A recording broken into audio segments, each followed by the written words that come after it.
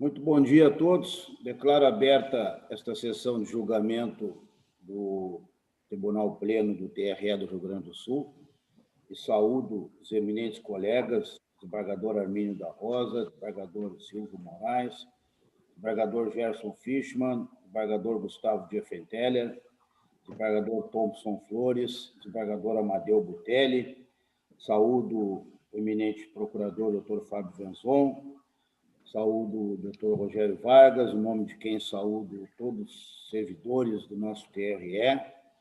Uma saudação ao Dr. Thomas Petterle, que hoje estará participando desta sessão de julgamento em defesa do seu cliente, e uma saudação especial a toda a nossa assistência.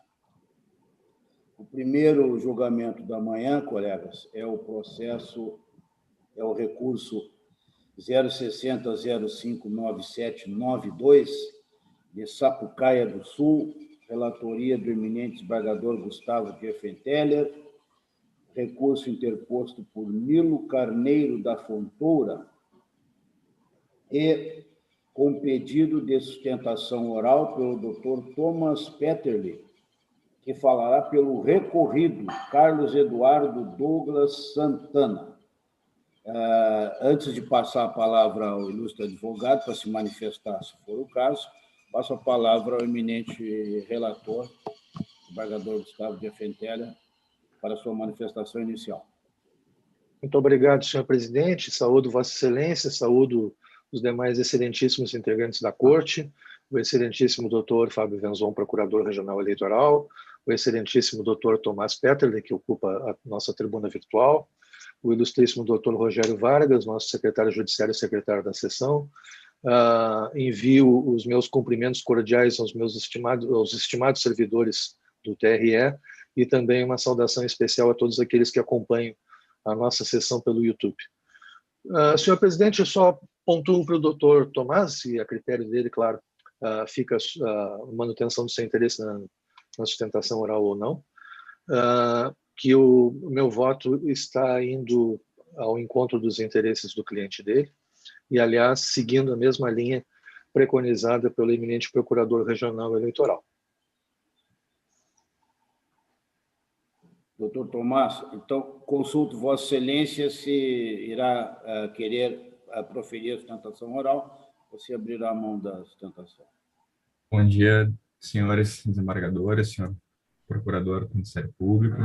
Agradeço a oportunidade, parabenizo a todos pelo excelente trabalho que a gente vem acompanhando, principalmente nessa pandemia.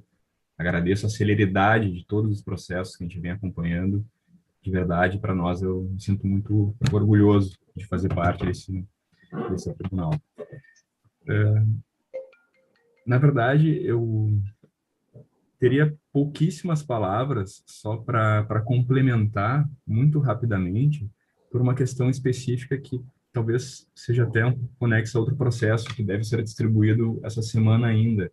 Dispensado o relatório, serei bem breve. O senhor está com a palavra, então, doutor Thomas. O senhor está com a palavra. Perfeito. Excelências, acredito que o processo tenha ficado muito... As provas são excelentes, né? Infelizmente, o senhor Nilo, ele agiu em conduta ilícita, mas o que eu quero destacar no município de Sapucaia do Sul, que a população ela enfrenta grandes dificuldades. É um município onde tem muita invasão de terra, muita questão de dificuldades fundiárias, e ainda é um município de uma população muito pobre e muito carente. Infelizmente, alguns candidatos políticos e até eleitos utilizam da distribuição de alimentos para abuso de poder econômico e captação ilícita de sufrágio, que foi esse caso aqui. Até quando veio a sentença da qual a gente não recorreu, os demais demandados, que são o atual prefeito e a vice-prefeita, praticaram isso, mas é objeto de outro processo, onde nós temos fotos deles fazendo os mesmos atos, entregando marmitas com campanha política para comunidades de baixa renda. Então, eu só gostaria de destacar, quando chegar esse recurso para a plenária analisar, que a população ela é carente, existiu um esforço comum, não só do Nilo, mas de toda a chapa deles nessa prática de entregar alimentos para a população carente dentro das vilas, dentro das comunidades, com campanha política e pedindo votos. Então, eu acredito que é só isso que eu gostaria de destacar, que é uma conduta que não existe nenhuma divergência, né, jurisprudencial ou doutrinária, que ela é vedada, e infelizmente no município de Sapucaia, que é muito carente, nessas últimas eleições foi uma prática vergonhosa e muito praticada por toda a chapa deles.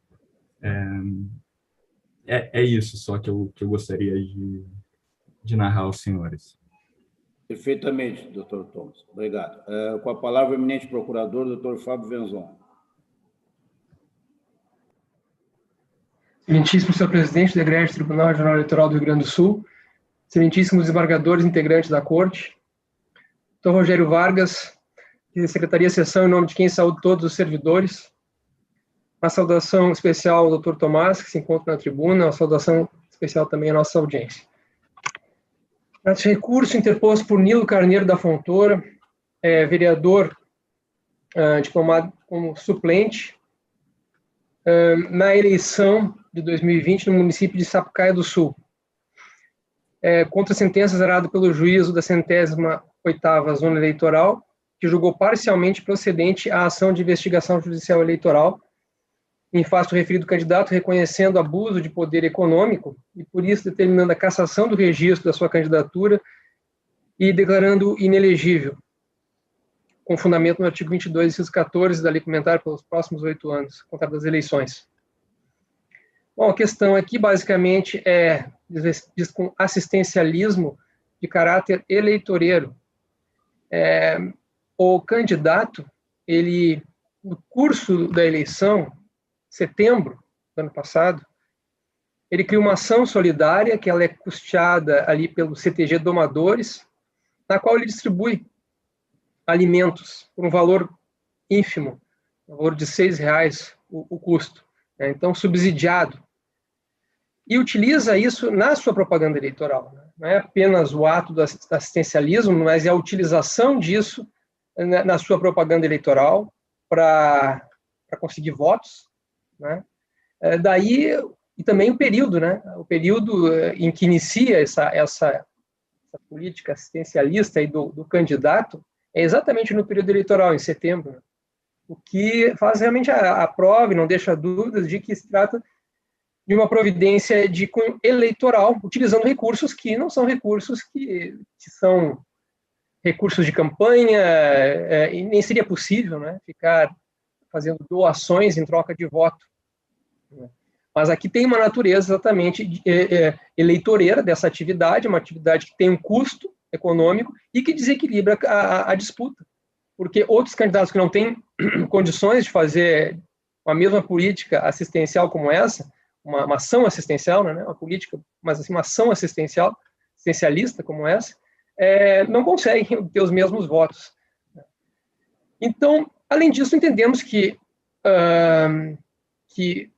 pelo caráter que influencia o voto de pessoas carentes, pode sim afetar a normalidade e legitimidade do pleito. Então, tem aquela gravidade necessária para caracterizar o abuso de poder. Antes disso, até voltando um pouco aqui a preliminar, que eu acabei passando, né, nós estamos opinando pela rejeição da preliminar de nulidade, porque não teriam sido deferido oitiva de testemunhas.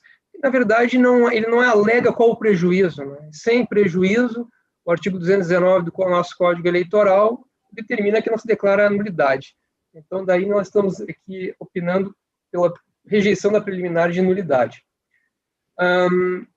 Voltando aqui, então, ao mérito, então, já esclareci aqui porque nós estamos entendendo que aqui, sim, existe abuso de poder econômico. Tem até um julgado do TSE, que tem um trecho da ementa que eu gostaria de ler, que menciona que cabe é o RESP 16298, de 15 de maio de 2018, que menciona que cabe à Justiça Eleitoral apurar e punir com rigor prática de assistencialismo por pessoa que, visando obter votos para pleito futuro, manipula a miséria humana em benefício próprio ao aproveitar-se da negligência do Estado em inúmeras áreas, com destaque para a saúde e direito social garantido indistintamente a todos. Então, é o caso aqui, não é a questão da saúde, mas a questão do alimento, né? Da segurança alimentar. E aí, finalmente, então nós estamos concordando, de acordo com a sentença, né, que caça o registro e declara inelegibilidade para os próximos 8 anos, mencionamos que o TSE mudou o seu entendimento em relação às consequências desse tipo de cassação, se os votos eles continuam valendo para a legenda ou não, e o TSE, então, mudou para as eleições de 2020, ele julgou um caso de 2018, mas disse que não poderia julgar para aquele caso, mas valeria para o caso para 2020, né? Então, nós juntamos essa decisão do TSE, que é o recurso ordinário eleitoral 06014-2380, e ali na emenda e tal, fica muito claro isso, a razão dessa mudança, né? Porque o artigo 175, parágrafo 4º do Código Eleitoral, que determinava que a anulação, o cancelamento do registro de candidatura depois das eleições, a pessoa que é eleita tendo o registro deferido, esse artigo 175, parágrafo 4º, determinava que a nulidade não importaria, quer dizer, que a cassação do registro, o indeferimento do registro que fosse depois das eleições, não anularia os votos seriam contados para a legenda. Só que esse dispositivo tem que ser lido no âmbito do registro de candidatura. Ou seja, alguém que teve seu registro estava com o registro deferido, né? E esse registro foi indeferido depois. Nessa situação, o que se tem, não há nenhuma, não foi afetado, não aconteceu nada no processo eleitoral que afetou o voto do eleitor, a normalidade na legitimidade do pleito. Os eleitores votaram em alguém que estava com o registro deferido, e exatamente para que o voto dessas pessoas não seja perdido, é que se interpreta que ele tem validade para o partido. Porque o voto em si não foi maculado.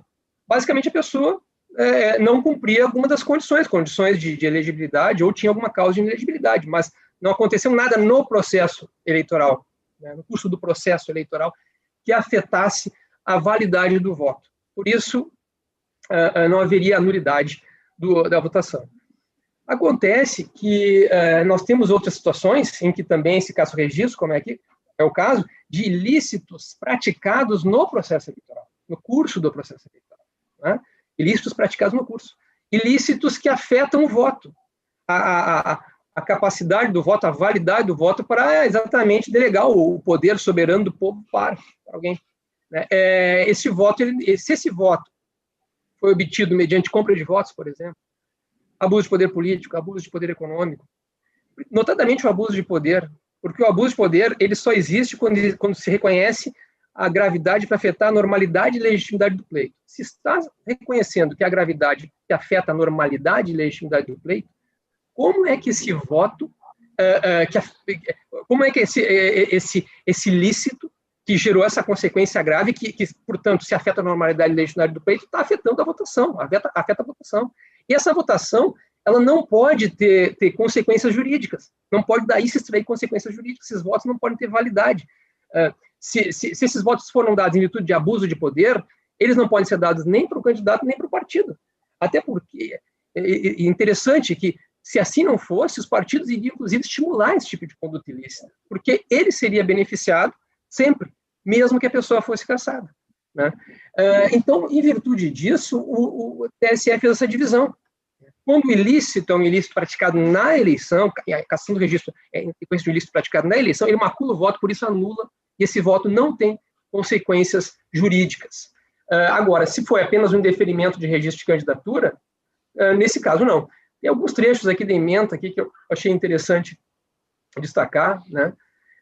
Por exemplo, menciona o TSE. As regras plasmadas do artigo 222 e 237 do Código Eleitoral são exatamente as que dizem que anulam o voto, porque falam de abuso de poder, são especiais em relação ao cânone do artigo 175, parágrafo 4º, tendo em vista que disciplina especificamente situações de extinção anômala ocasionadas pela incidência de faltas eleitorais de primeira grandeza.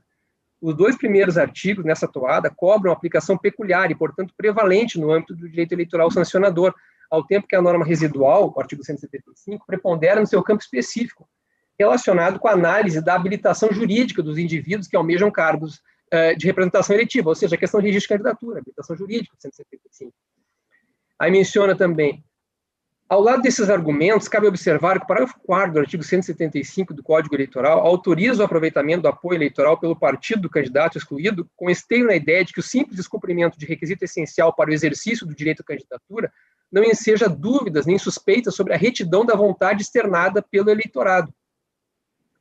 Em contrapartida, a intervenção de práticas comprometedoras da liberdade de sufrágio ou da igualdade na disputa introduz nessa equação um sério elemento de incerteza, que na prática impede que as autoridades judiciais possam presumir a existência de uma reta congruência entre a expressão matemática das urnas e a autêntica vontade do corpo político. Não basta apenas o voto, ele tem que ser legítimo, tem que ser válido, ele tem que representar a autêntica vontade do corpo político, não pode ser um voto maculado.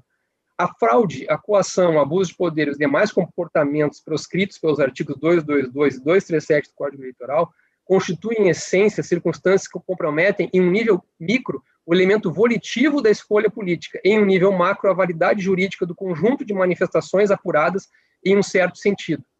Como decorrência, sou incongruente conceber a existência de votos que, inequivocamente, viciados por uma determinada mirada, ressaiam imaculados e juridicamente válidos quando vistos por outro ângulo. Realmente não é possível esse tipo de interpretação.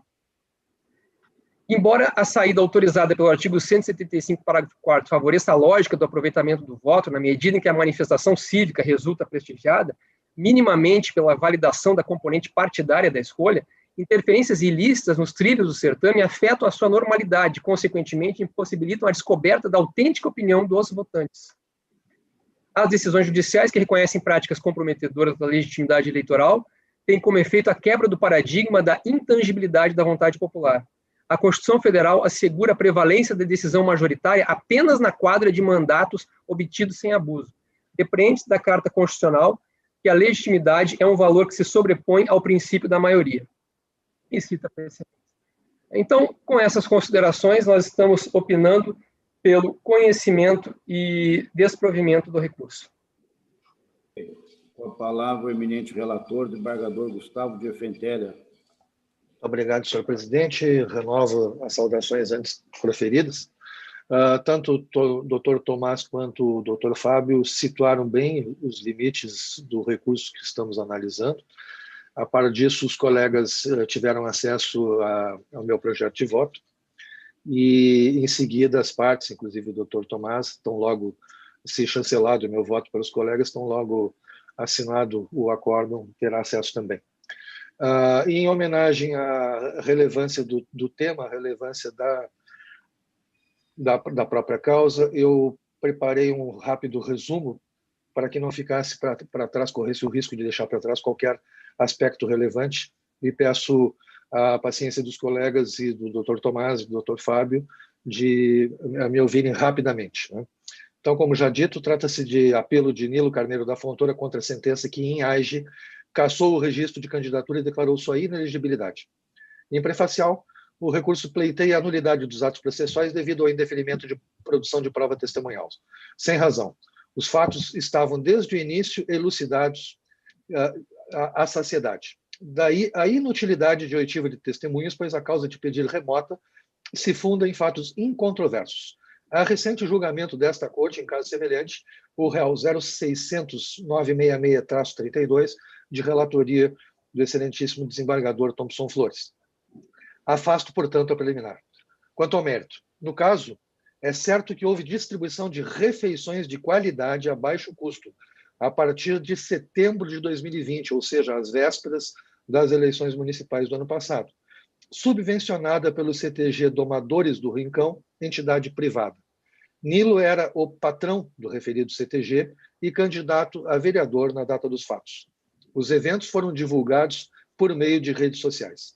A iniciativa inédita, o Prato Popular do Doma, foi expressamente vinculada à candidatura de Nilo. Cito, por exemplo, o texto constante do ID 1288983, constante no voto, e a propaganda eleitoral de ID 1288943, que vincula o candidato ao Prato Popular, noticia planos de expansão do programa e indica o candidato Nilotur, número 40.600. Aqui, o abuso de poder.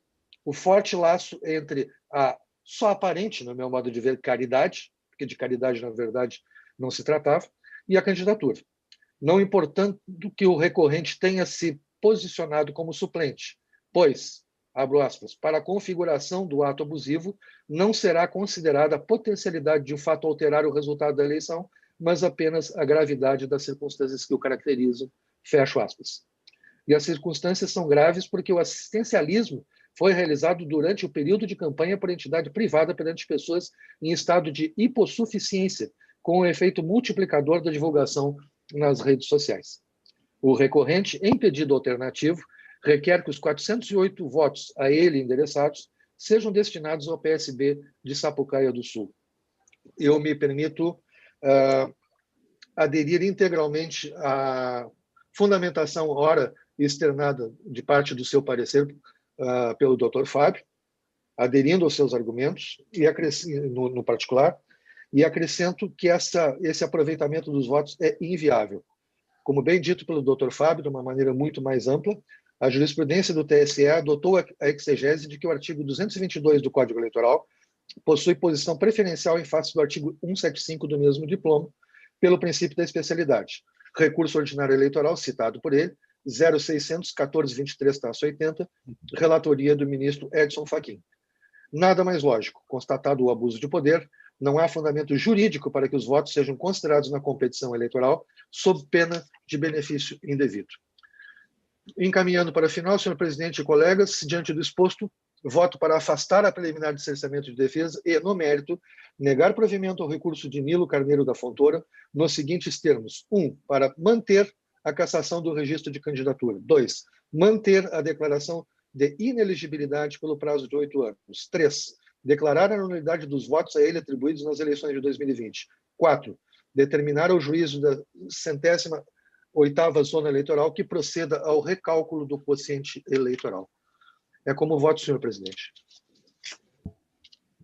Muito bem. Desembargador Thompson Flores, por gentileza. Senhor presidente, eu acompanho integralmente o voto exaustivo do eminente relator. Perfeitamente. Exaustivo, quero deixar bem claro, no sentido de completo, obviamente. Exauriu a matéria. Desembargador Amadeu Butelli. Senhor presidente, cumprimentando Vossa Excelência, eu cumprimento os demais integrantes da Corte. Uma saudação ao Dr. Fábio Venzon, Procurador Regional Eleitoral, Dr. Rogério Vargas, Secretário Judiciário, Secretaria desta sessão, em nome de quem cumprimento todos os servidores do TRE. Uma saudação também ao Dr. Tomás Peterli, acredito que a pronúncia seja essa. Isso? Muito bem. E também aqueles que nos assistem via YouTube. Senhor presidente, eu pediria licença inicialmente para me desculpar perante a Corte, os colegas, pelo equívoco procedimental ontem cometido por mim no encaminhamento da questão da sustentação oral. Certamente fruto da minha inexperiência em órgão colegiado. E também me desculpar formalmente para com o Dr. Fábio Venzon, cometi, em razão disso, uma indelicadeza, né, naquele encaminhamento equivocado. Né. Com relação ao recurso ora em pauta, bem conheço a comarca de Sapucaia do Sul, onde trabalhei como substituto e realizei dezenas de plantões em conjunto com a comarca de Esteio, onde era titular. Bem conheço a realidade daquela comunidade, certamente bastante agravada em razão da pandemia. Estou acompanhando integralmente o voto do relator, em especial pelas circunstâncias do momento da iniciativa do candidato Nilo Turco, né? Praticamente 60 dias antes do pleito, a forma como isso foi encaminhada, via CTG Domadores do Rincão, do qual ele era o patrão, a circunstância do preço da refeição ofertada também, a veiculação dessas notícias com a hashtag Prato Popular, sempre vinculando ao final o slogan de campanha dele, Nilo Tour 40600, né? A utilização da sua imagem, a fotografia dele nessa propaganda eleitoral, propaganda foto idêntica àquela constante da urna eletrônica.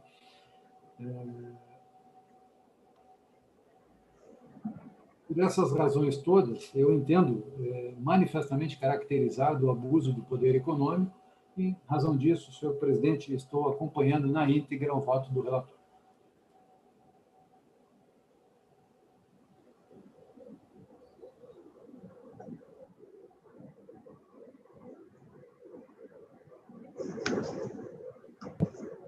Estava com o microfone desligado e não me apercebi. Desembargador Armínio da Rosa. Senhor presidente, endossando as saudações já feitas, em primeiro lugar, quero me dirigir ao desembargador Amadeu Butelli. Não cometeu nenhuma falha, não, desembargador Butelli. De jeito algum. É inerente ao julgamento colegiado que se propõe na busca de agilizar a realização da sessão determinadas soluções práticas. Isso todos nós fazemos, e se aqui e ali talvez não seja a melhor proposição, e não sei se não foi a melhor proposição, isso não implica nenhuma falha. Vossa Excelência vai presidir ainda aquele plenário do TJ, e aí vai ver lá como é difícil ali com 25 desembargadores e coordenando os trabalhos, às vezes se esquece de um e outro. Enfim, isso acontece, é da vida, né? E importa sempre que desejemos fazer o melhor, que é o caso de Vossa Excelência, não é? E também quero registrar uma outra identificação. Eu fui juiz adjunto de Esteio, comarca de Esteio, em 1976, faz um tempinho, né? Não sei se o desembargador Amadeu já era nascido, acho que não. E a comarca de Sapucaia fora criada muito recentemente. Não fora criada Sapucaia, que acho que estava com o seu primeiro juiz ali. E fiz referência numa sessão aqui sobre os grandes escrivães que tivemos. E Esteio, a segunda vara de Esteio, tinha um grande escrivão. O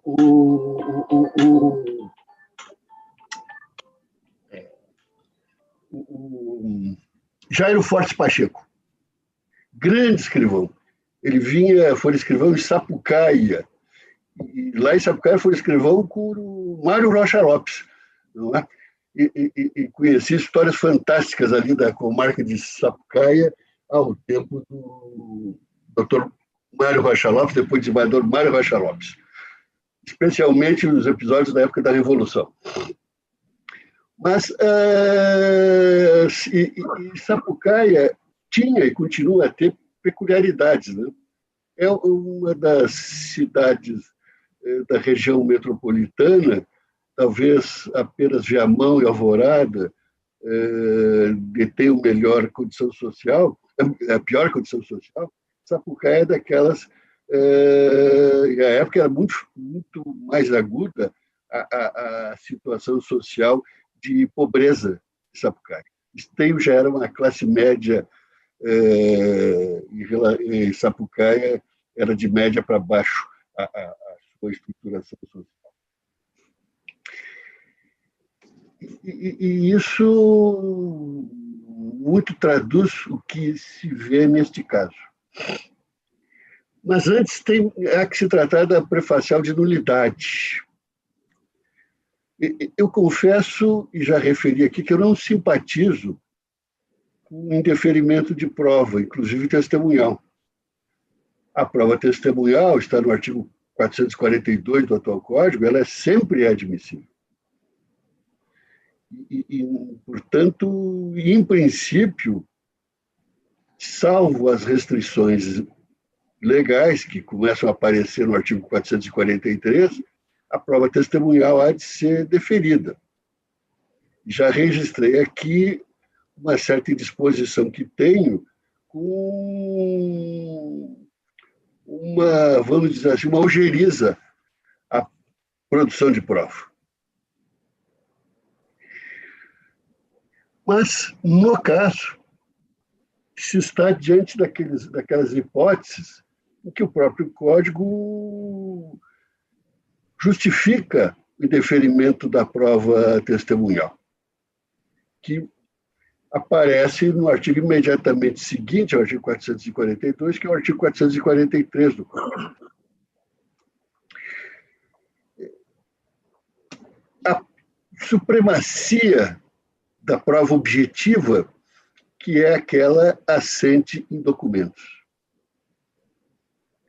e que leva a que a produção da prova testemunhal não possa se sobrepor àquilo que objetivamente decorre da prova documental. Claro que há outros casos de rejeição da prova testemunhal. Por exemplo, fatos que somente podem ser provados por perícia. Não há nenhum sentido em se admitir a prova testemunhal nesses casos. Mas há casos em que o documento, a sua falsidade, especialmente quando assente em vício de vontade, a falsidade do documento, a falsidade ideológica, somente pode ser provada, ou principalmente pode ser provada, pela prova testemunhal. Sorte que essa supremacia da prova documental em relação à prova testemunhal tem de ser entendida nos seus devidos termos. No caso, e é bem referido no parecer, no voto do relator, e agora no voto do desembargador Butelli, aparece nitidamente uma prova objetiva com a divulgação desse assistencialismo, fornecimento de refeições a valores subsidiados e atrelado a determinada campanha. Isso está colocado de forma objetiva, de forma documentada. E não se vê aqui onde a prova testemunhal poderia afastar esta convicção que é gerada por esses dados objetivos. Ela seria aqui inconducente, se quisermos nos valer de uma expressão ao gosto de alguns. De sorte que, com esses fundamentos, no caso, parece inteiramente acertada a definição quanto ao indeferimento da prova testemunhal e o julgamento com base nesses elementos de convicção suficientes que estão nos autos. O caso envolve uma hipótese de assistencialismo muito bem descrita, como sempre no parecer, na manifestação aqui do nosso caríssimo doutor Fábio, no voto do eminente relator e naqueles que o acompanharam. Essa é uma praxe muito antiga, muito antiga. E é uma obra, caro desembargador Thomas, que deve estar, o desembargador Thomas, na sua biblioteca fantástica, deve ter, que é de Robert Harris, denominada Imperium, de que saiu o primeiro volume. E ela trata da história de Marco Túlio Cícero. Aliás, nessa obra, o desfazimento de uma das maiores hipocrisias da história, que se vai reiterando nos séculos, a história da mulher de César. Eu não vou aqui discorrer porque demandaria algum tempo, mas é uma das maiores hipocrisias da história, e que se vai repetindo ingenuamente, milenarmente. Em suma, César traiu o seu advogado, Cícero. Mas isso demandaria maior tempo para falarmos sobre isso. Assim como há tantas falsas verdades ou axiomas que vamos nos agarrando, né, ou vamos repetindo de forma absolutamente, vamos dizer assim, ingênua. Muito bem. Pois nessa obra, ele relata como a eleição de Cícero a tribuno, ou pretor, desculpa. E ali já tinha esse assistencialismo entre os diversos interessados. Não é? A concessão de benesses a eleitores. É milenar isto. É milenar isto. E que, infelizmente, ainda se oferece, e até nessa nossa nação, numa dimensão muito maior, com certos programas assistenciais aí. Muito bem.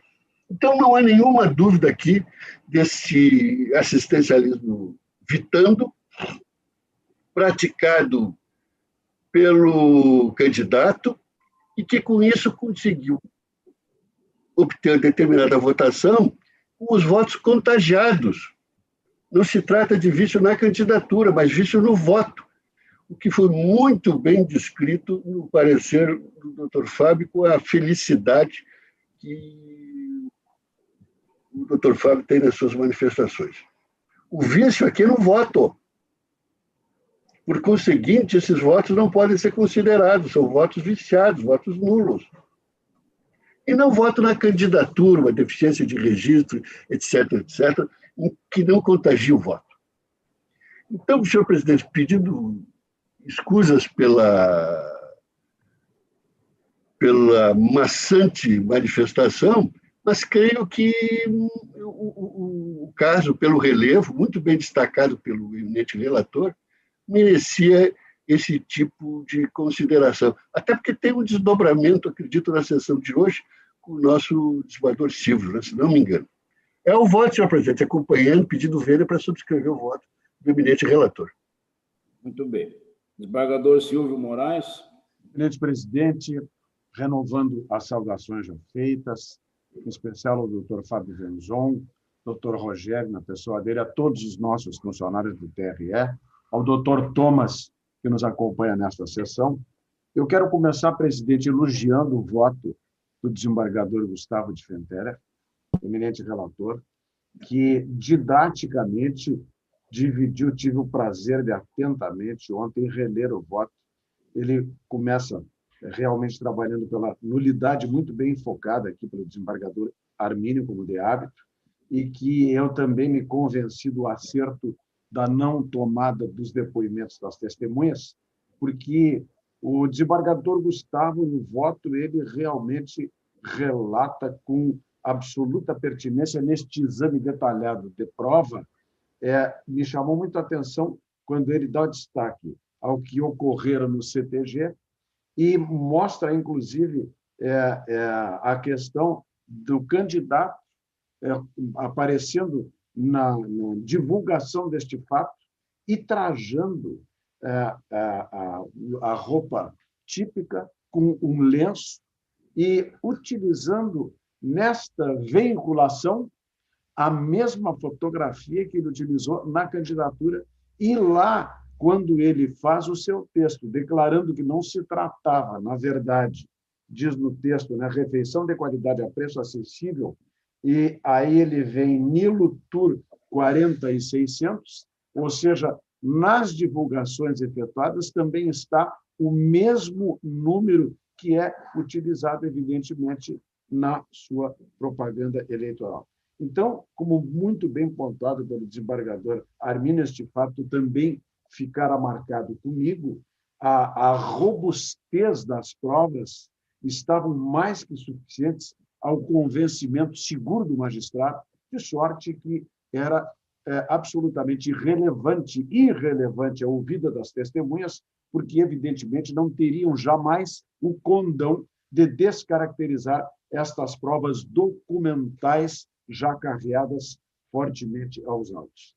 E eu digo um voto didático pelo cuidado do desembargador Gustavo, que divide no exame da nulidade, depois do mérito 1, abuso do poder econômico, legislação, doutrina, precedentes e a prova dos autos, onde esmiuça os fatos, que me chamou agradavelmente muito a atenção, e aí ele entra num segundo item, que é consequências da prática do abuso, cassação, inelegibilidade e destino dos votos, onde efetivamente direciona, com inegável acerto, a não possibilidade deste aproveitamento justamente a partir da ilicitude cometida.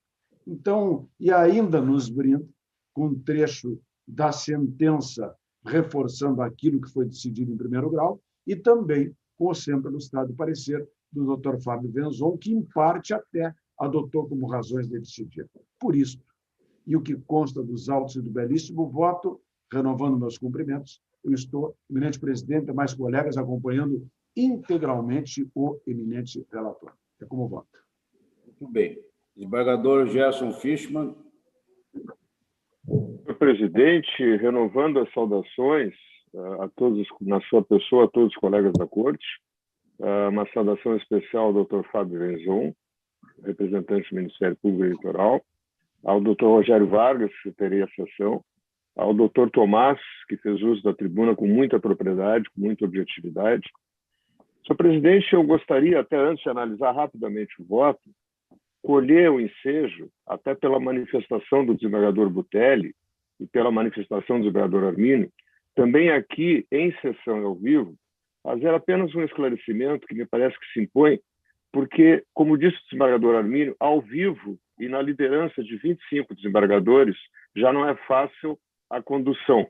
E nós estamos, assim, há mais de ano, praticamente, há quase um ano, convivendo com essas sessões virtuais, onde muitas vezes não conseguimos expressar exatamente o pensamento como se fazia e se pretende em breve voltar a fazer no plenário ao vivo. De modo que eu gostaria apenas de fazer um registro semana passada e faço agora ao vivo, porque fiz ao vivo também. Eu fiz uma observação sem nenhuma intenção crítica a quem quer que seja, numa situação que era diversa da que ocorreu hoje, em que havia 2 advogados para sustentar e o processo que era da relatoria do desembargador Gustavo, por orientação anterior de Vossa Excelência, o presidente, e a sugestão ao doutor Gustavo, e eu não pude, naquele momento, expressar o que eu tinha, então, imaginado, e acabei fazendo durante a sessão, para verificar se os advogados queriam falar ou não. E ali, naquela hipótese, e eu aproveito, porque esta de hoje é as hipóteses que me parece, sim, viável, e foi apenas uma singela observação de que, no caso, como havia um advogado que me parecia com interesse, no caso, de sustentar, que acabou sustentando, eu fiz aquela observação e me penitencio também de tê-la feito da forma, talvez, durante a sessão, por isso registro agora para todos, os colegas e quem nos ouve, de que, na melhor das intenções, em contribuir com o andamento dos trabalhos, sem que isso implique em qualquer demonstração de algum equívoco. Foi apenas uma forma de procurar ressalvar, né, no sentido de que, naquele caso, esta modalidade, que ela é muito útil, de que quando o voto e o parecer estão na linha do advogado que está presente, que vai sustentar, consultar se o advogado assim tem interesse. Fecho esse parênteses, senhor presidente, faço questão de deixar registrado, e como digo, me penitencio se de alguma forma isso causou algum constrangimento, não era essa a intenção e não é. Eu quero dizer que também examinei atentamente o voto, e, desembargador Arminio, também fico muito confortável com a sua alusão quanto a esta certa versão à prova, até porque ocupo aqui, junto e honradamente com o desembargador Silvio, a cadeira reservada ao jurista. E os processos, eles muitas vezes dependem visceralmente de uma prova ampla. É claro que a prova sempre traz um certo atraso, mas o processo é antítese da imediatalidade. Não temos como imaginar um processo de uma eficácia plena e uma segurança plena. Até lembro aqui aquela obra famosa, que Vossa Excelência, o desembargador Abreu Lima e o desembargador Thompson, e o desembargador eleitoral Gustavo Schiantelli, e todos sabem, do famoso jurista e processualista italiano, Matirolo. Ele tem uma frase que eu sempre digo uma pérola: processo nada mais é do que a arte de administrar as provas. Então, também fico, por um lado, assim, preocupado enquanto a essa, às vezes, dimensão probatória e também, né, de uma ideia de que haveria ainda uma certa tarifação, né, que nós já superamos há muito tempo, sobre valor de uma prova ou outra. Mas aqui, e quero também cumprimentar muito o desembargador Gustavo Schiantelli, com a sensibilidade que ele teve no voto, e eu já tinha lido o voto antes, inclusive, de ouvir o parecer do Dr. Fábio, que se alinhou. Ele examina com muita cuidado e perfeição que os documentos são mais do que suficientes para a comprovação desse assistencialismo, né? Inclusive trazido aqui pelo desembargador Butelli, referendado pelo desembargador Silvio, todos, no sentido até da utilização dessa instituição, não recordo bem o nome agora, CTG, algo tipo de CTG, tradicionalista, né? O péssimo uso feito disso e a contaminação para os votos. E isso o desembargador de Santella trouxe com maestria, e realmente não há mais nenhuma dúvida, de modo que esta alegação, que também é feita com uma certa leveza e ligeireza, de que parece que em tudo há um ferimento ao contraditório, que sempre haveria um ferimento ao contraditório, essas coisas todas, que no Brasil hoje, lamentavelmente, estão muito polarizadas, têm que ser vistas com grãos salhos, têm que ser vistas em cada caso.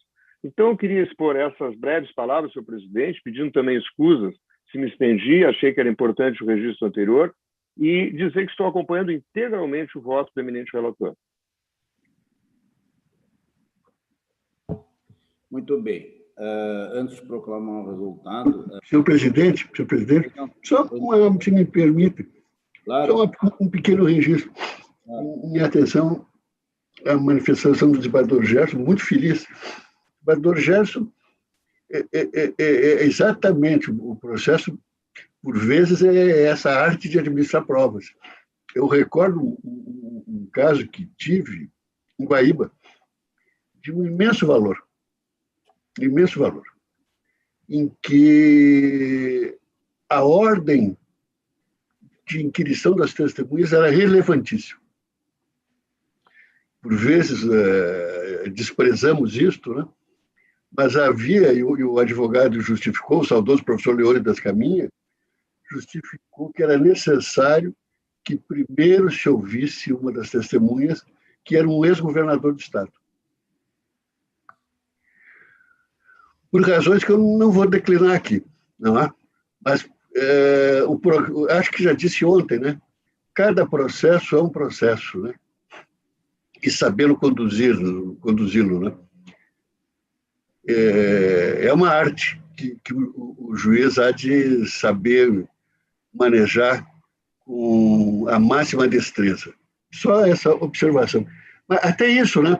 Temos uma tendência, a ordem de testemunha não importa, não, e aqui o advogado justificou, não, tem que ser ouvido primeiro, o ex-governador. Agora, para completar, para a tristeza do processo, o ex-governador morreu dias antes do seu depoimento. É muita coisa.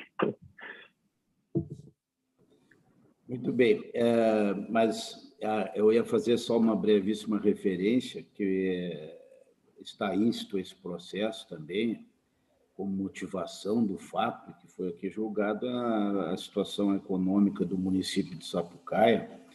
E eu lembro apenas que o grande, acho, né, o doutor Tomás que pode me corrigir se eu estiver equivocado, o grande propulsor aí da economia siderúrgica rio-grandense, né, essa potência gaúcha de orgulho, gaúcho que tem a unidade lá em Sapucaia do Sul. E eu, em 1970, né, já há bastante tempo, foi meu primeiro emprego, tenho a carteira assinada até hoje, com a siderúrgica rio-grandense.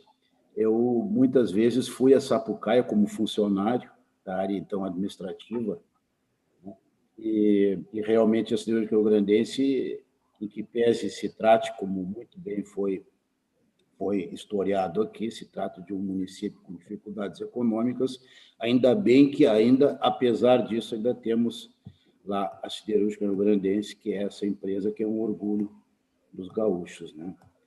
Bem, então, proclamando... Presidente, eu não sei se o desembargador Butelli pegou, e tinha a usina de cimento, né, desembargador Butelli? Não sei se funciona. E, às vezes, a cidade ficava coberta por aquela nuvem de cimento ali. A usina desembargadora é em Esteio. Que também mas ela não... tem a de cimento? Né? Sim, sim. Então, já retiro. Ela era ao lado da Vila Pedreira, acho que ainda... Isso, famosa Vila Pedreira. É bem no viaduto ali. Isso. Mas cobria ali de névoa, né? Atrapalhava o tráfego da BR. A Vila Pedreira era tinha uma pedreira ali inclusive com explosivos. E depois, quando eu fui juiz de Estância Velha, houve um caso de furto dos explosivos dali e receptação. Eu não sei por que aquele pessoal de Estância Velha, de origem germânica, receptou essas dinamites, né? Inclusive alguns conhecidos restaurantes ali na beira de estrada, e no porão eles guardavam dinamite. Então o sujeito estava ali num café colonial e embaixo tinha um paiol de dinamite. Imagina o perigo que correram eles mesmos, famílias, tudo. Imagina dinamite. Pois é, mas o problema maior era com os clientes, né? Que não sei, tinha muito café colonial ali, tinha um depósito, um paiol de dinamite. Barbaridade. Que irresponsabilidade daquela gente lá, né? Além de outros fatos de irresponsabilidade. Bem, então o recurso 060059792 de Sapucaia, à unanimidade, rejeitaram a preliminar e negaram provimento ao recurso a fim de manter a cassação do registro da candidatura de Nilo Carneiro da Fontoura, bem como a declaração de inelegibilidade pelo prazo de 8 anos, e ainda declarar a nulidade dos votos a ele atribuídos nas eleições de 2020, determinando ao juízo da 108ª Zona Eleitoral que proceda ao recálculo do quociente eleitoral. O próximo julgamento, colegas, é o recurso 060009676 de Porto Alegre, relatoria do eminente desembargador Armínio da Rosa. Com a palavra, o eminente procurador, doutor Fábio Venzon. Senhor presidente, renovando as saudações. Nesse processo, o pedido é um recurso eleitoral interposto contra sentença proferida pelo juízo da 161ª Zona Eleitoral, que julgou procedentes pedidos contidos na representação eleitoral proposta em razão de propaganda negativa, para determinar tão somente a remoção definitiva da disponibilização da propaganda sob pena de multa, no valor de R$10.000. Então, assim, o pedido era de remoção, né, que foi julgado procedente. Quanto a isso, perda do objeto, não há a menor dúvida, já passado o período das eleições. Poderia remanescer uma dúvida a respeito de há necessidade de confirmar essa sentença, porque foi determinada a aplicação de astrentes. Sem essa confirmação, é juntado ali no parecer o julgado do STJ, né, que entende que sem a confirmação disso, posteriormente, dessa sentença, não pode se aplicar essas astrentes, caso tenha havido descumprimento. Mas aqui, no caso, não há nenhuma notícia de descumprimento. Então, em virtude disso, nós estamos opinando pela ausência superveniente do interesse recursal. Perfeitamente. Desembargador Armínio. Senhor presidente, é o voto. Perfeitamente. Consulto os colegas se alguém deseja se manifestar sobre o voto. Recurso 060009676 de Porto Alegre, unanimidade, julgaram prejudicado. O próximo é o recurso 0600420/22 de Canguçu, relatoria do eminente desembargador Silvio Moraes, também é um caso que está prejudicado, mas com a palavra o eminente doutor Fábio Venzon. Senhor presidente, eminentes desembargadores, esse aqui é outro caso, aqui trata-se de direito de resposta, né? Então, nós estamos aqui opinando pela perda do objeto. Perfeitamente. Desembargador Silvio. Eminente presidente, é o voto, plagiando o desembargador Armínio. Perfeitamente.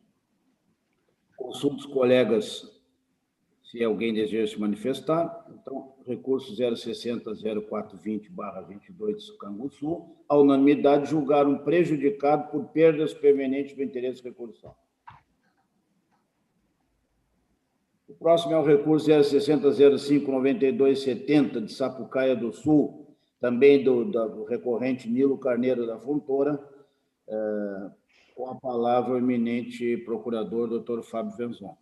Senhor presidente, renovando as saudações, então, recurso interposto contra a sentença que julgou parcialmente procedente representação por propaganda eleitoral irregular na internet, ajuizada por Carlos Eduardo Douglas Santana contra Nilo Carneiro da Fontoura.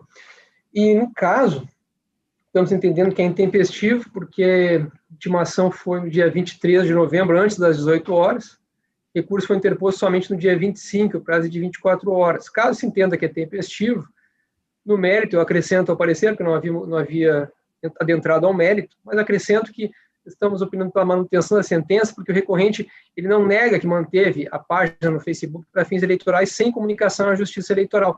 As outras considerações para dizer, né, que não deveria ser aplicada a multa, mas ele não nega o fato, e essa situação importa efetivamente. Qualquer tipo de página, seja site, seja página no Facebook, tem que ser comunicado à Justiça Eleitoral, se vai ser utilizado para propaganda eleitoral. E aí nós temos a multa do artigo 57b das eleições. Então, estamos opinando pelo não conhecimento do recurso e, caso conhecido, pelo desprovimento. Muito bem. Embargador Gerson. Senhor presidente, renovando as saudações, eu não sei se existe a figura do plágio, mas o voto, pelo menos na parte da intempestividade, é exatamente no sentido do parecer.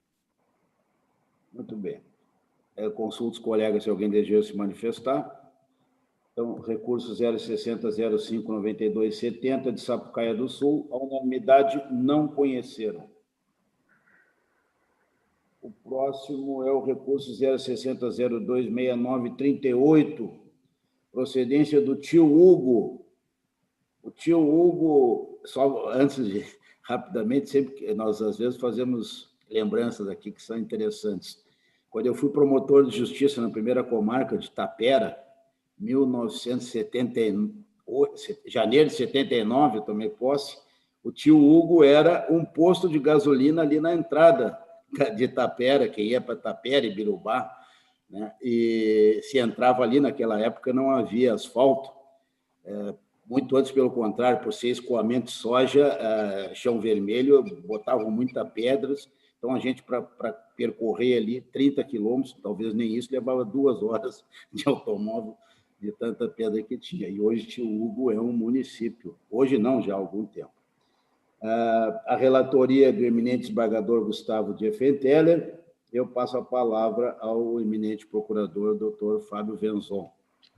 Senhor presidente, renovando as saudações, trata de representação formulada pela promotoria eleitoral em face de Janaína Roberta dos Santos, para reconhecer a prática de propaganda antecipada com pedido explícito de voto, aplicar a penalidade de multa, sendo o valor dessa no mínimo legal.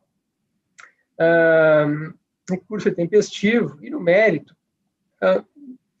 Nós, já tantas vezes, né, naquele período, antes das eleições, tivemos vários casos de propaganda antecipada e nós procuramos focar e entender que é o ilícito, notadamente, quando utilizado um meio que pode ser utilizado apenas por algumas pessoas, por quem tem condições financeiras melhores do que outros candidatos que não poderiam utilizar aquele meio de propaganda.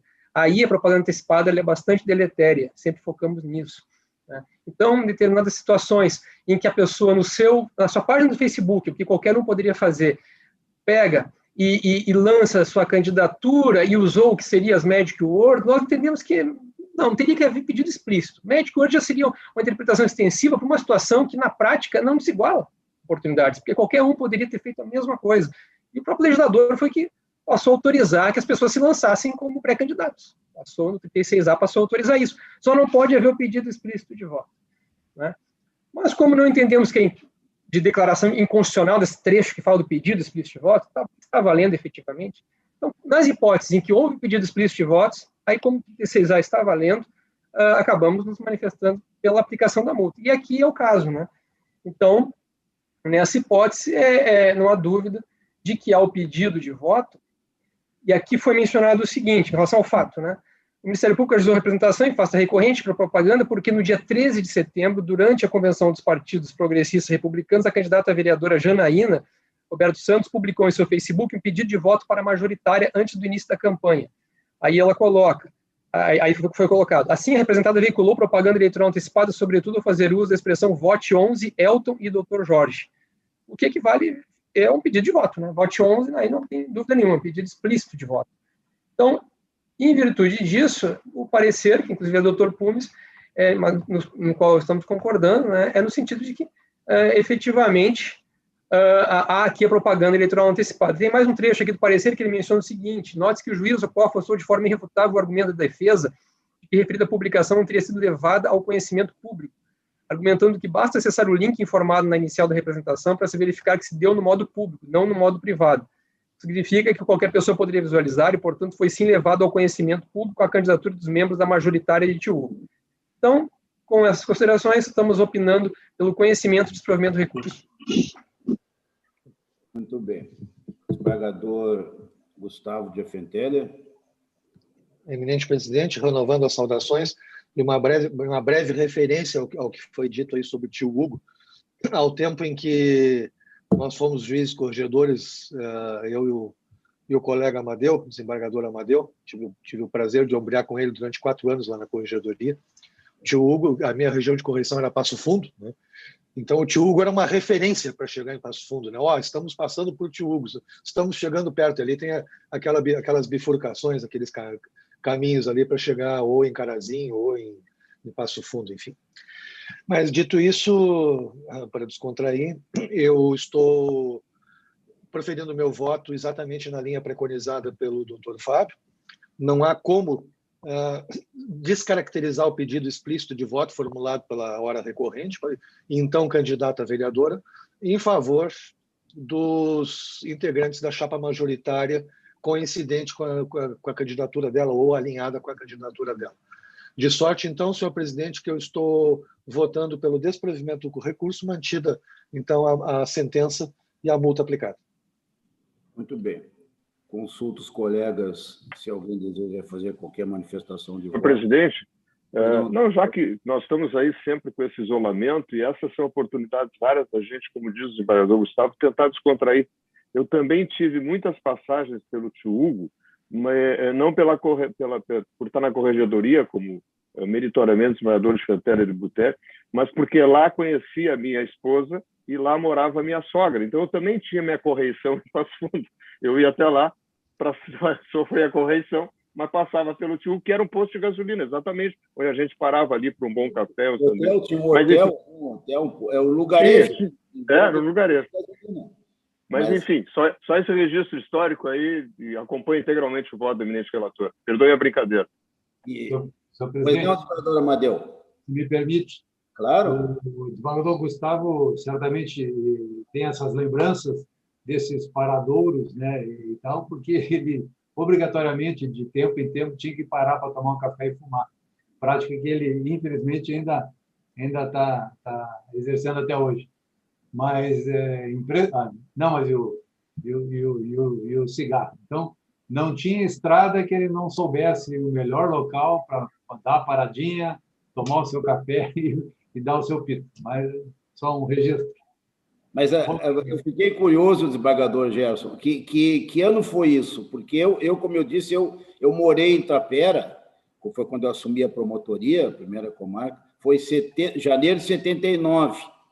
E o colega, quando é que viveu lá nesse período, a sua esposa? Não, eu não vivi, eu ia lá só para sofrer a correição, e não foi só um ano, foram vários anos, porque na época minha namorada era de lá, Passo Fundo. Era 76, 75 e diante. Foi um pouco antes. Então o desembargador Gerson conheceu essa estrada que eu me refiro, que dava acesso a Tapera, Ibirubá. Eu confesso que eu passava com certa rapidez para voltar logo, mas enfim. Olha, ali era difícil. Eu me lembro que eu não me lembro eu não recordo agora quantos quilômetros era ali do tio Hugo até Tapera, mas acredito que 20, 30 no máximo. Mas era tanta pedra que eles tinham que botar as pedras para os caminhões não deslizar e sair da estrada, porque ali era escoamento de soja. E então era muita pedra. E eu me lembro que eu levava mais de 1 hora para fazer esses 30 quilômetros. Não, era um horror. Bem, colegas, consulto os demais colegas, não sei se alguém quer se manifestar sobre o voto. Então, recurso 060-026938, a unanimidade negaram o provimento. Um minutinho que eu vou ter que conectar aqui o cabo, que senão vai cair a falta de bateria.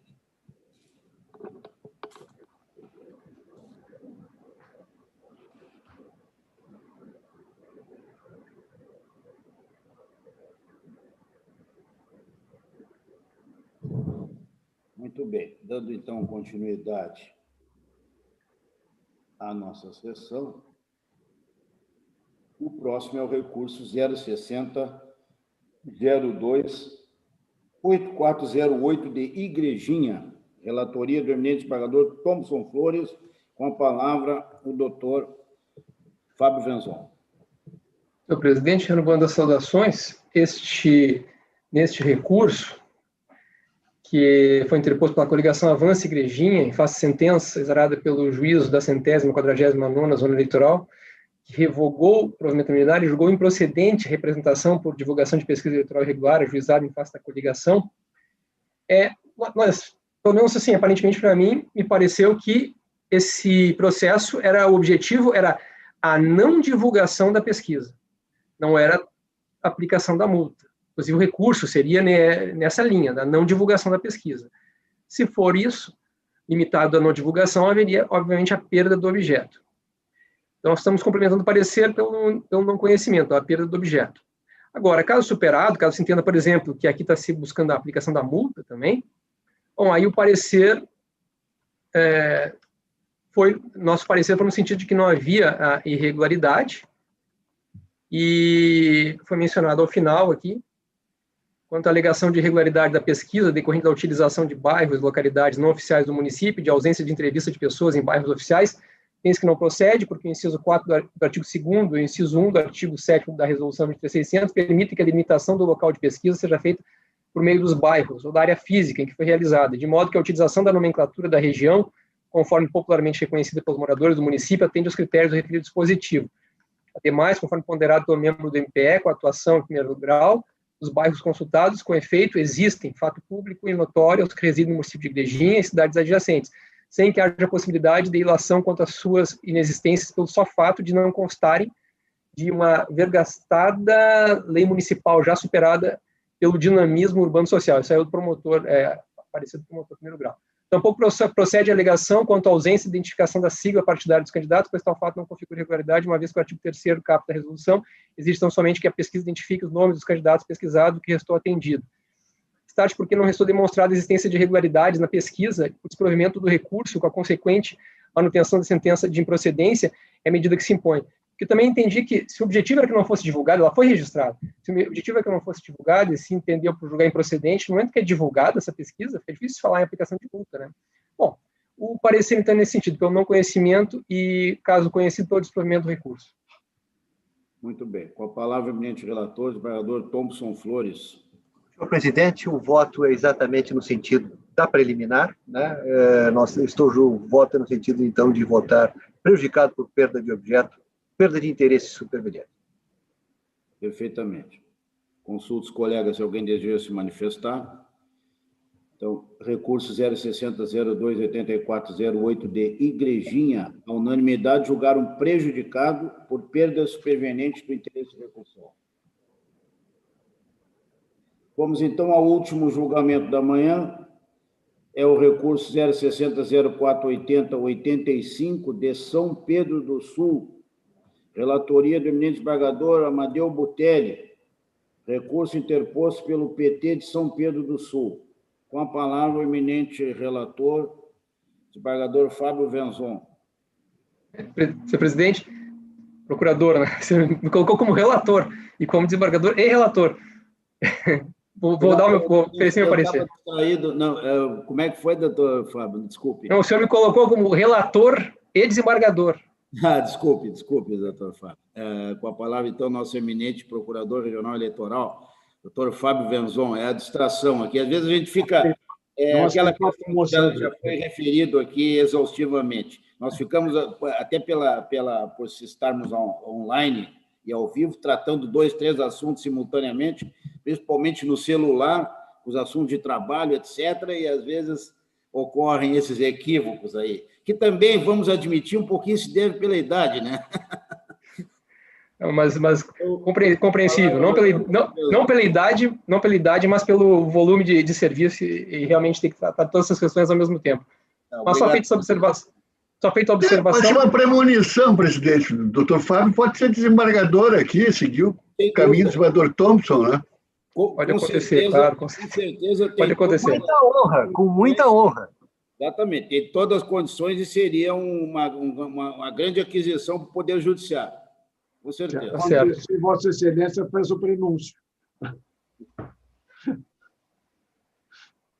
Pois não, doutor Fábio. Ok. Senhor presidente, renovando as saudações, recurso interposto contra a sentença exarada pelo juiz da 81ª Zona Eleitoral, que julgou improcedente representação por conduta vedada proposta pelo PT em face de Ziânia Maria Bolzan e Vernei Pedro, atuais prefeito e vice-prefeito de São Pedro do Sul, candidatos à reeleição. A representação refere que Ziânia Bolzan, então prefeita municipal de São Pedro do Sul, fez publicar na edição 720 do dia 7 de novembro do jornal Gazeta Regional nota de esclarecimento em nome da Prefeitura Municipal, com intuito eleitoral. É alegado que é com intuito eleitoral. É nota paga pela Prefeitura Municipal, recursos públicos, né? Então, está se entendendo, já a magistrada sentenciante afastou a imputação sob o fundamento central de que a veiculação de esclarecimentos por parte da administração pública, da forma como colocado no presente caso, não violou a conduta vedada do artigo 73, inciso 6b da Lei das Eleições, que é aquela que veda a publicidade institucional no período de 3 meses antes do pleito, salvo algumas situações específicas. Não seria o caso, né? Existe uma preliminar de não conhecimento do recurso por ausência da dialeticidade. Nós estamos entendendo que não se aplica, e o partido recorrente ele enfrenta o fundamento principal trazido na sentença, no sentido que estaríamos diante de uma nota de esclarecimento, que não se caracteriza como publicidade institucional vedada, e que tem mero caráter informativo. Quer dizer, esse é o fundamento da sentença, né? E ele enfrenta. Nesse sentido, o partido reitera o argumento de que a mesma resposta, inclusive com trechos idênticos ao da publicidade da Prefeitura, havia sido objeto da propaganda eleitoral em comento anterior à publicação divulgada, anterior à publicação no jornal, buscando com isso demonstrar o caráter eleitoreiro da nota da Prefeitura. É o que nós vamos falar mais à frente no mérito, mas, de fato, existe uma propaganda eleitoral, nós vamos ver uma manifestação de caráter eleitoral, pedindo voto para candidato, que usa, que fala sobre esse assunto, tentando defender, digamos, a candidata, utiliza uma expressão, e essa mesma expressão depois é publicada no jornal dentro da propaganda da Prefeitura. Mesmíssima expressão. A pessoa que fez a nota, salvo engano, era o procurador do município, mas ele estava ali na qualidade de se manifestando, apoiando a candidata, na sua página pessoal, apoiando a candidata. Utiliza uma expressão, essa expressão é utilizada depois na propaganda, na publicidade do município, paga com recursos públicos. Bom, enfim, essa preliminar tem que ser afastada porque efetivamente está enfrentando o fundamento principal da sentença. Mencionada aqui também uma questão de inovação recursal, que nós não verificamos, então também opinamos para que fosse afastada. E no mérito, nós temos então esse dispositivo da conduta vedada, que veda 3 meses antes do pleito, com exceção da propaganda de produtos e serviços, que tem concorrência no mercado, não é o caso, autorizar publicidade institucional dos atos, programas, obras, serviços, campanhas dos órgãos públicos federais, estaduais ou municipais, ou das respectivas entidades de administração direta, salvo em caso de grave e urgente necessidade pública, assim reconhecida pela Justiça Eleitoral. Primeiro, a Justiça Eleitoral tem que reconhecer nesses casos. Não basta a pessoa chegar, publicar e depois dizer que tem necessidade pública. Não, tem que ser reconhecida previamente. É o caso, por exemplo, da Expo Inter, nas eleições gerais de 2018, em que se pedia para a Justiça deferir a propaganda da Expo Inter, previamente. Eu vejo que essa publicidade, propaganda, seja esse ato oficial que foi publicado no jornal, né, ele não se enquadra em nenhuma dessas situações. Mesmo que se entendesse que em caso de emergência, teria que ter sido pedido autorização judicial antes. E mais do que isso, a gente vai verificar que nesse caso, não houve um caráter eleitoreiro, inclusive, dessa nota. Então, no caso em tela, houve publicação paga na edição 720, dia 7 de novembro de 2020, próximo aí da data do pleito, na Gazeta Regional, de nota de esclarecimento por parte da Prefeitura Municipal. Tratava-se de esclarecimentos acerca de uma matéria publicada no dia 5 de novembro pelo jornal Águas Claras, que versa sobre o aumento indevido dos vencimentos da prefeita do município de São Pedro do Sul e dos secretários municipais do ano de 2020. Então, 5 de novembro tem uma nota no jornal Águas Claras. A candidata poderia, na sua propaganda, refutar isso aí. Isso não teria nenhum problema, né, enfrentar isso. Agora, enfrentar a prefeitura, publicar, data máxima vem entendimento em contrário, mas estou evidenciando a utilização da máquina pública em prol da candidatura, na medida em que, alegado na exordial e comprovado pelos documentos juntados, foi utilizado na referida nota de esclarecimento trecho de texto idêntico ao que foi usado na campanha eleitoral. Neste ponto, isso não foi enfrentado pelo juiz da Coor, restou demonstrado que, em 5 de novembro, o procurador jurídico municipal, Dr. Arthur Filho, publicou em seu perfil pessoal no Facebook uma defesa da candidata, e aí não estava atuando como procurador do município, concluindo com pedido de voto para a mesma, referindo, entre outras assertivas, o que segue. E aí ele coloca isso no Facebook. A divulgação de mentiras, além de configurar uma enorme irresponsabilidade, denota a quebra da necessária imparcialidade, que deve nortear o exercício do bom jornalismo. No dia 15 é 14. Como se vê, trata-se de verdadeiro ato de campanha por parte de apoiador ou cabo eleitoral dos candidatos, envolvendo o mesmo debate que 2 dias após ensejou a publicação do Jornal Regional com recursos públicos. Ainda foi acostado na inicial vídeo de propaganda eleitoral dos representados, tratando do mesmo assunto veiculado em 5 de novembro, antes da publicação do jornal. Quer dizer, a questão é uma questão eleitoral. Questão eleitoral, clara. Né? Foi, inclusive, objeto da propaganda eleitoral da candidata. Os fatos não foram negados na contestação. Ocorre que a nota de esclarecimento da Prefeitura Municipal de São Pedro do Sul somente foi publicada no jornal no dia 7 de novembro, sendo que trecho idêntico ao utilizado no ato de campanha foi reproduzido na publicação paga pela Prefeitura. Veja-se o seguinte trecho que consta da nota de esclarecimento paga pela Prefeitura Municipal. Aí tem o ID ali nos autos. Aí, é a mesma coisa que eu li antes do que foi mencionado pelo procurador jurídico, pedindo voto.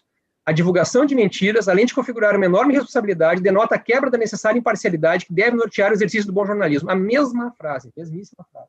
Só que agora na publicidade da Prefeitura, do município. Os representados justificaram alegando que foi o contrário. Os atos de propaganda eleitoral é que se utilizaram da nota de esclarecimento, a qual já estava pronta no dia 5, mas somente foi publicada no dia 7 de novembro, pois o jornal Gazeta circula apenas no final de semana. Contudo, os representados não fazem qualquer prova no sentido de demonstrar que já havia sido dada, de alguma forma, para poder dizer que se usou na propaganda alguma coisa da publicidade do município, teria que ter se dado publicidade a isso, né? Porque é um ato do governo municipal, né? E não tem nenhuma prova disso. O que se tem de prova é que foi divulgado no dia 7 de novembro, 2 dias depois da propaganda eleitoral, usando a mesma expressão. Assim, entendemos que a nota de esclarecimento é que traz no seu conteúdo manifestação feita anteriormente no Facebook no âmbito da campanha eleitoral.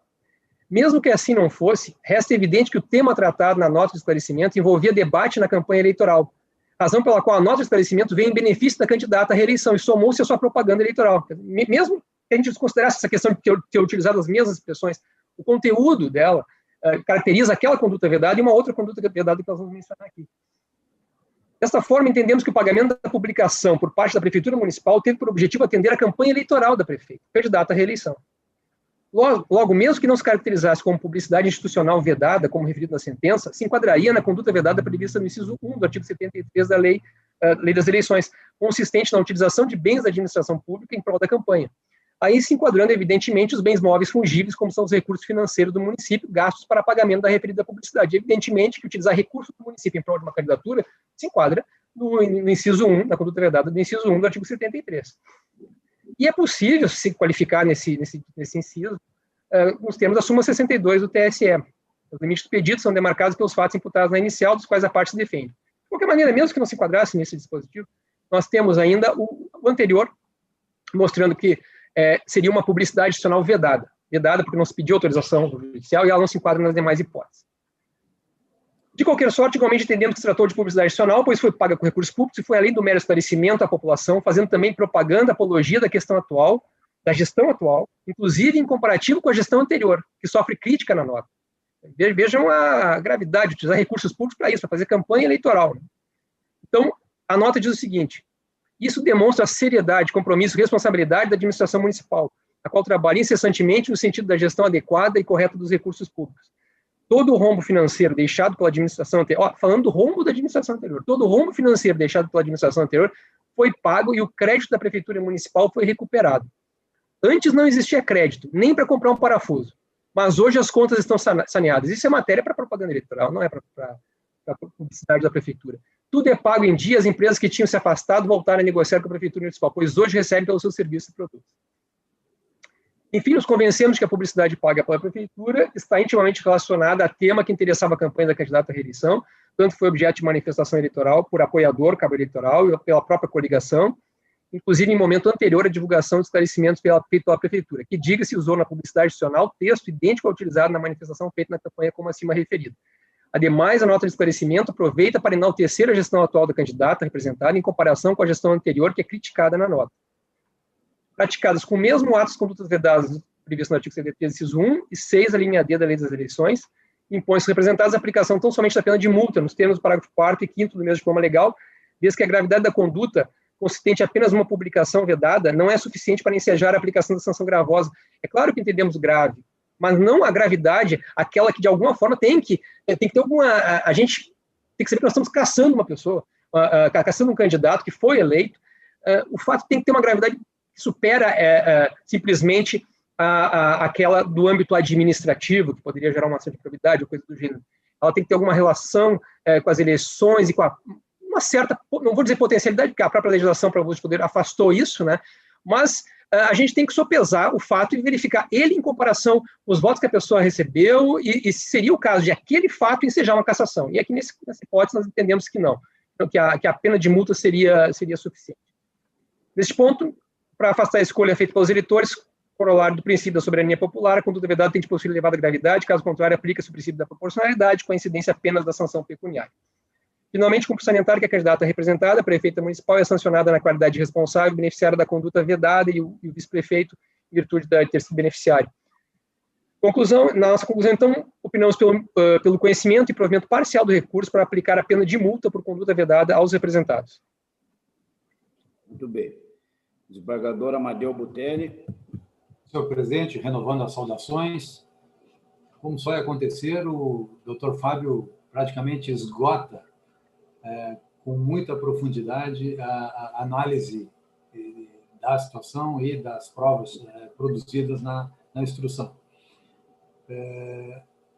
O voto vai exatamente no mesmo sentido preconizado pelo Procurador Regional Eleitoral.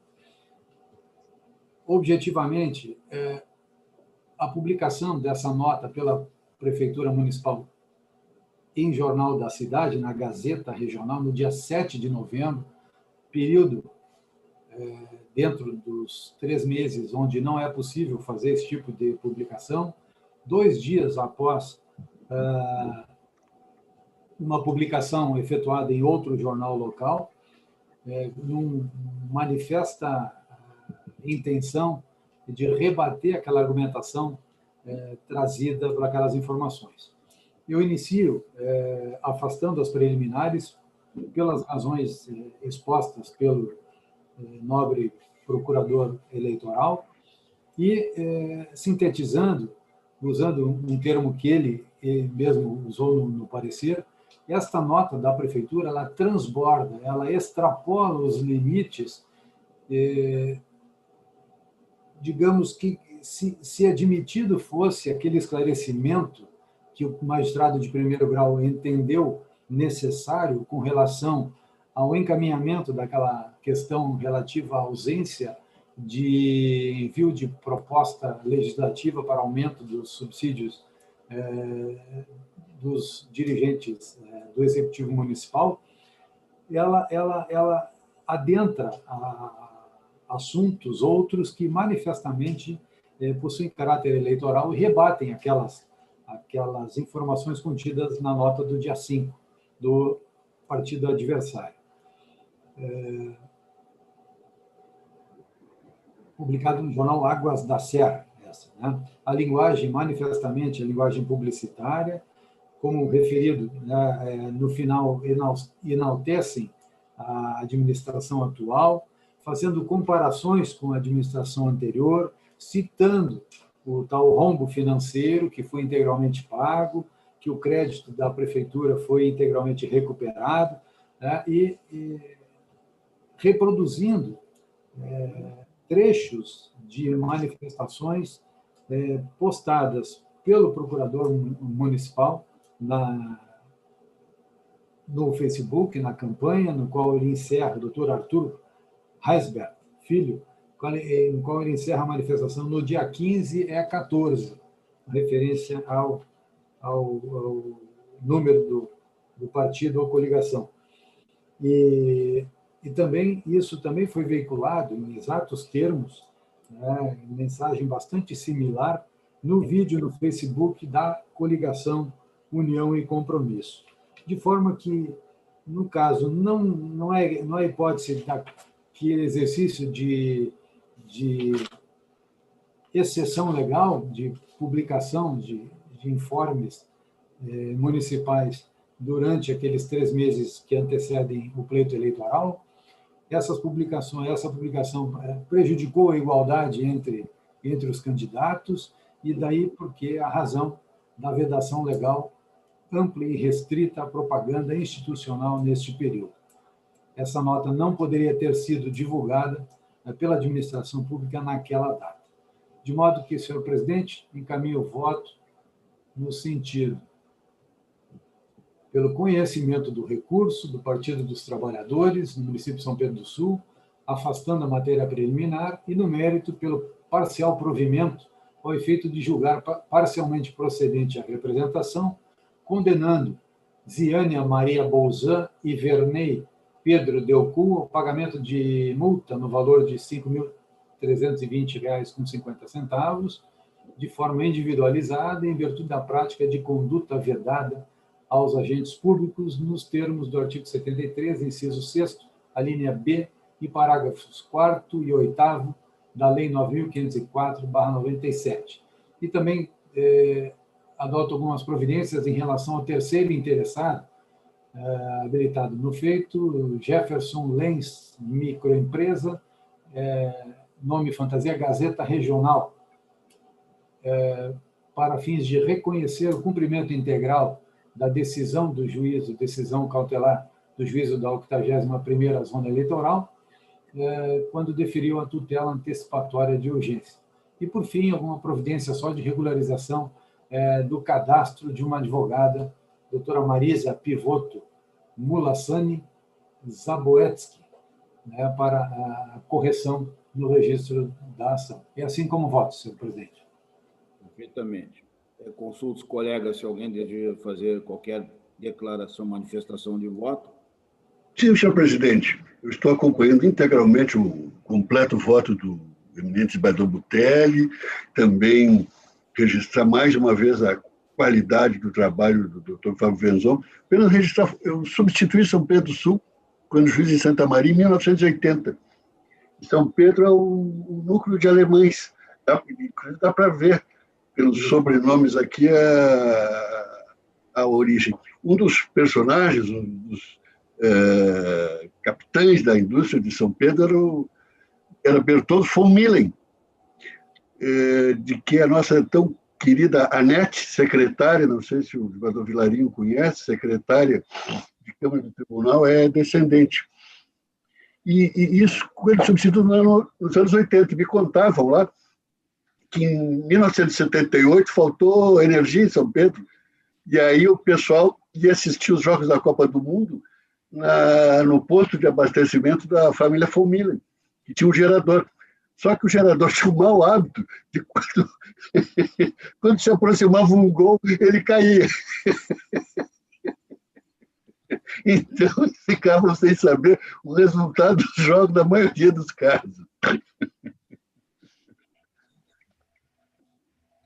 E há aqui o Lenz, do jornal, né? Jefferson Lenz. Tem um ramo da família Lenz por ali, naquela região de Santa Maria, que acho que não é o mesmo ramo da família do professor Otomar Lenz. Não é? Não é. Não, né? Mas um grande promotor, Lenz, era o curador da 4ª Vara Civil, professor de processo penal na Faculdade de Santa Maria, uma pessoa queridíssima, né?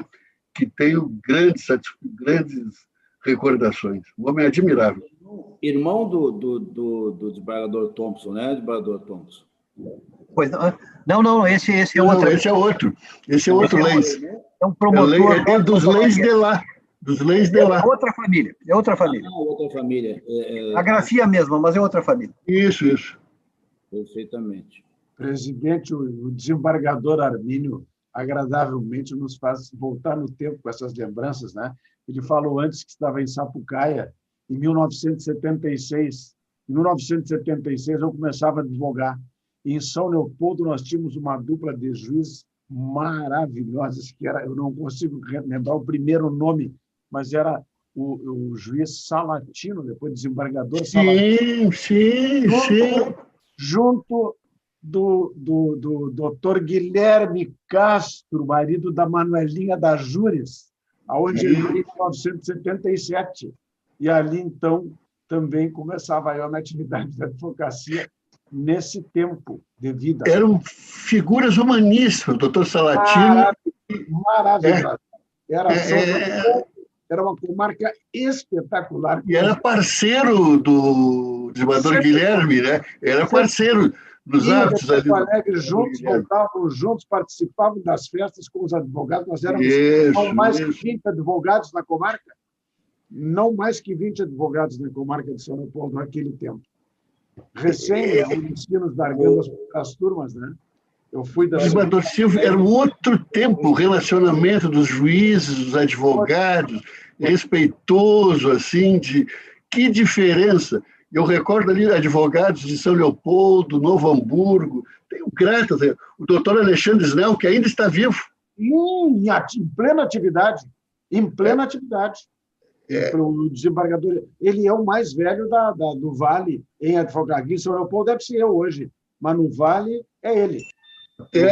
Então era um clima, uma relação completamente diferente da que se vê hoje. Infelizmente perdemos isso, né?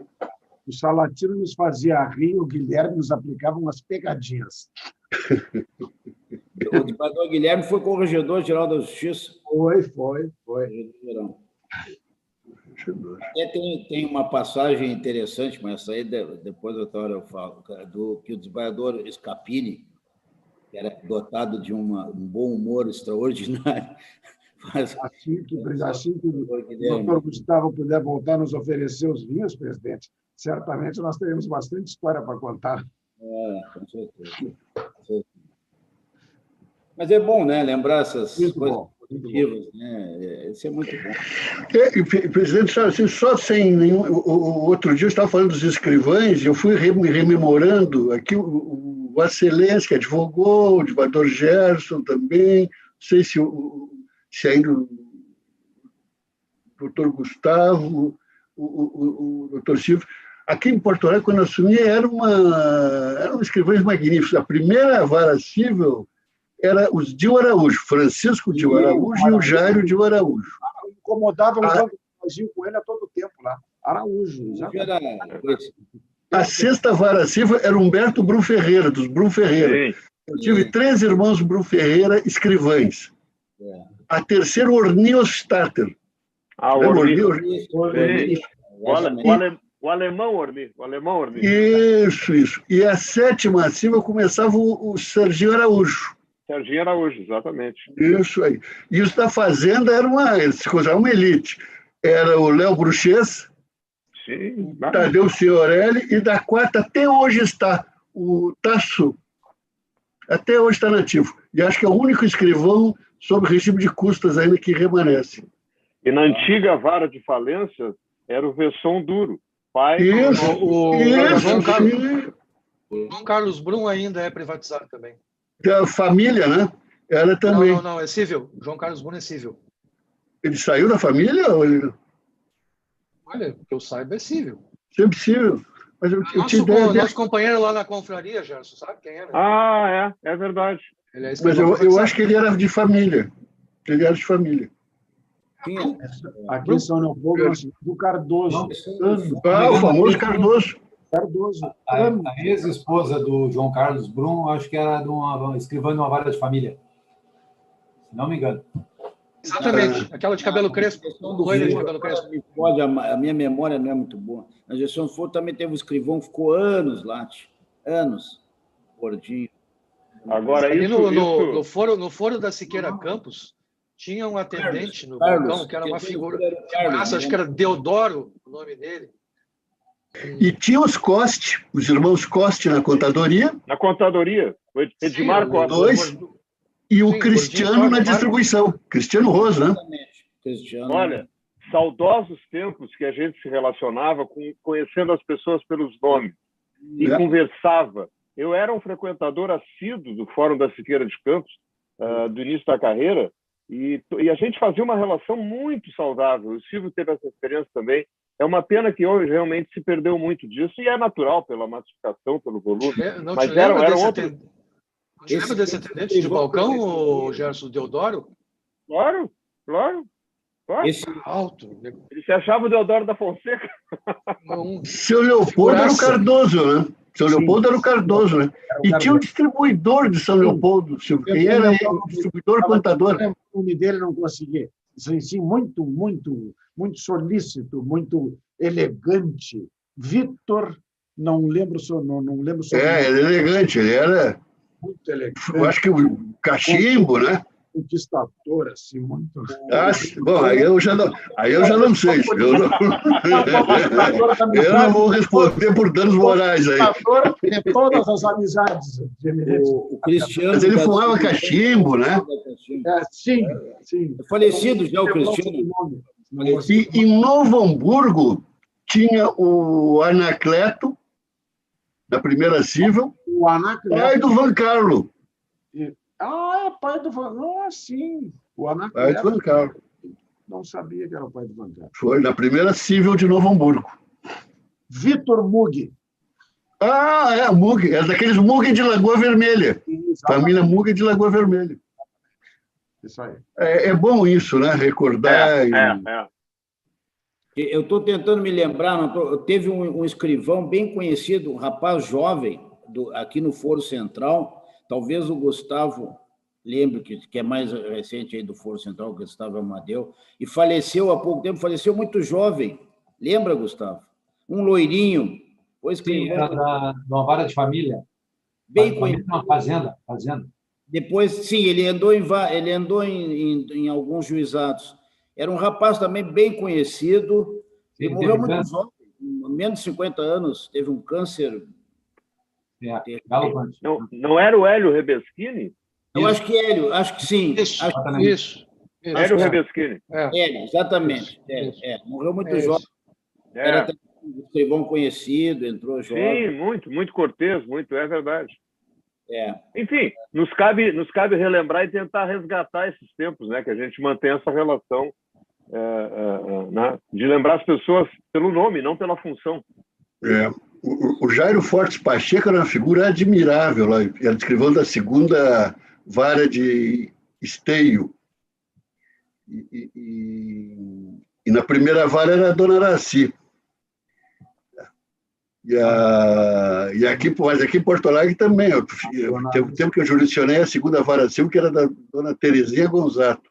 Terezinha, claro. Escreveu a Terezinha. A segunda vara civil era assim, uma passagem que era um teste de fogo. Muito bem, colegas. Dizem que morremos 2 vezes, né? A primeira com o corpo físico e a segunda quando a última pessoa ainda lembra de nós e aí morre também e param de falar em nós. Aí se dá a morte em definitivo. A segunda morte em definitivo, então, é muito importante essas lembranças que eu comungo muito com os senhores em relação a isso. Muito obrigado, torna nosso convívio aqui na internet muito mais agradável. Muito obrigado. Sem dúvida. Bem, colegas, a próxima sessão é amanhã, 18 de março, às 10 horas da manhã. Agradeço a participação de todos, desejo a todos um bom dia e um bom trabalho. Até amanhã, se Deus quiser. Bom dia, até amanhã. Até amanhã.